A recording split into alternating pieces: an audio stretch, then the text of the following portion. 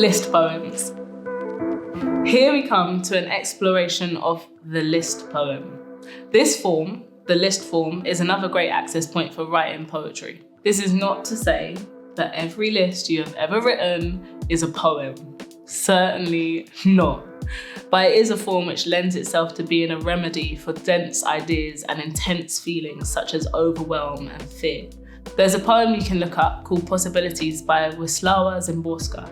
This does exactly this. It holds steady the huge change that the poem is confronting with a repeated refrain of "I prefer." Check it out on the internet. The list poem that we're going to look at together is a poem called Backwards After a Drowning by Keats. Remember to scribble down all the thoughts, ideas, and questions as you listen to this poem. It is through our questioning that we peel back the layers of the poem. Backwards After a Drowning by Keats after Wallace Stevens. Some of our towns are festering sores, plagued by swarms of migrants and asylum seekers, shelling out benefits like monopoly money. Make no mistake, these migrants are like cockroaches. Katie Hopkins, The Sun. 13. I become a sparrow. 12. Consider the sparrow in its simplicity. 11. The search engine cannot name that feeling inside of me. Complacency, complicity, its shadow weighs the night down into day. 10. Power lives in a locked up house on a street with no name. I remember things with names can be dismantled. 9. Praise be the respected columnist. We give thanks for her powerful writing on this matter. 8.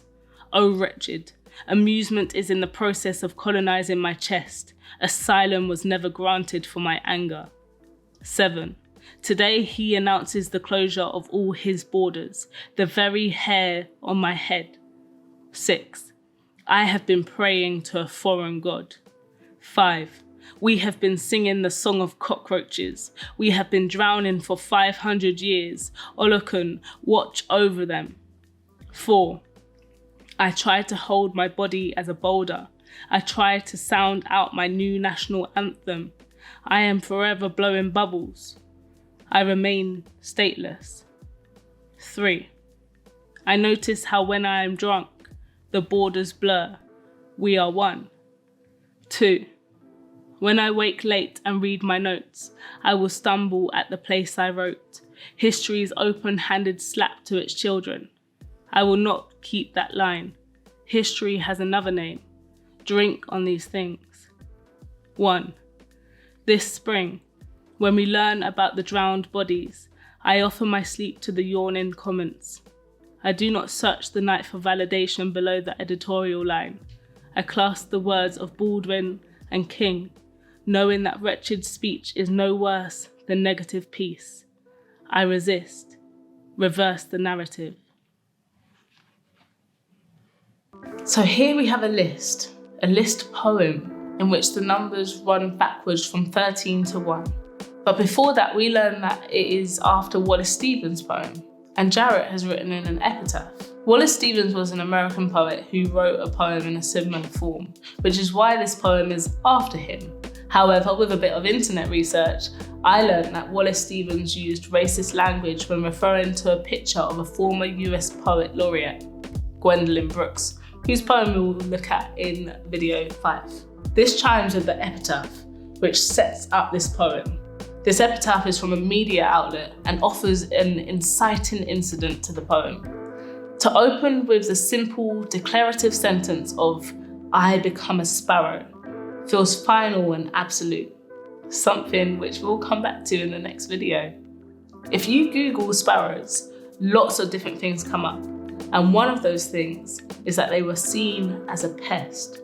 They also carry the symbolism of power, creativity, persistence, productivity, and hard work.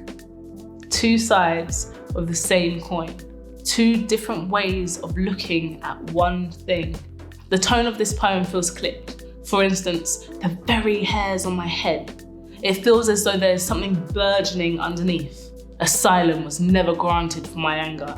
There is a cautious wording and a fraught gratitude. 9. Praise be the respected columnist. We give thanks for her powerful writing on this matter. The poem goes from being a sparse, clear declaration of 13, I become a sparrow, to a dense explanation of 1.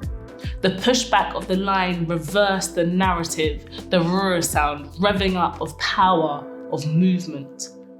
We will come back to reverse the narrative in the next video, but for now, I want you to look at your own how-to free write and rearrange it into a list poem. You can use numbers, as this poet has done.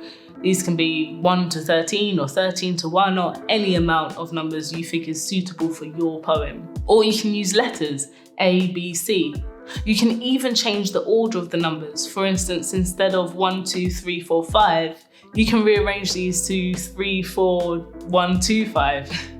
I also want you to consider your sentence lengths, whether they stay the same with the same patterns and beginning lines similar to what we did in the first video of I come from, or whether they change. Do they get longer or shorter? Which words get packed in or stripped away as the poem goes on? Remember to think about what is relevant and important for this list. What information or complex feelings are you trying to express and compartmentalize?